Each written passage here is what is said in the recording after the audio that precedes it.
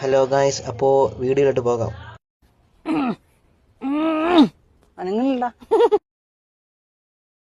ഓ നീങ്ങളില്ലേ ആദ്യ പൈപ്പ് ഇളക്കി കള എന്നിട്ട് നീക്ക്.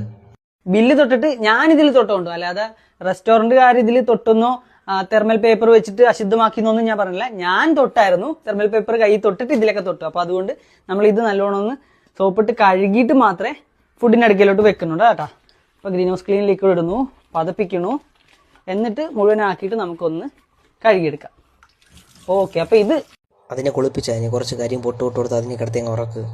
നിങ്ങൾ അടപ്പുറന്നല്ലേ കുടിക്കണം, അല്ലെ കുപ്പി മൊത്തത്തിൽ നക്കിയല്ലേ കുടിക്കണം. മൊത്തത്തിൽ കരുവ നിങ്ങൾ തൊണ്ടേ കൂടി കുപ്പി ഇറക്കിയാ കുടിക്കണം.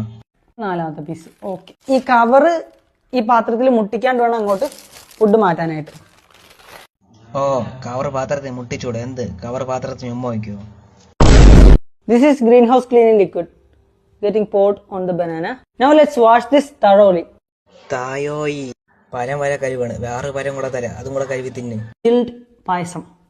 Now we are gonna taste this with some freshly prepared papadam. കുറച്ചെടുത്ത് ആ പായസത്തിനും കൂടെ വീത്തി അങ്ങ് തിന്ന്. ഓ ഇതെന്താണ് വൃത്തിയുടെ ക്ലാസ്സാണ്, ഇത് വൃത്തിയുടെ ക്ലാസ്സാണ്, കരപ്പിൻ്റെ ക്ലാസ്.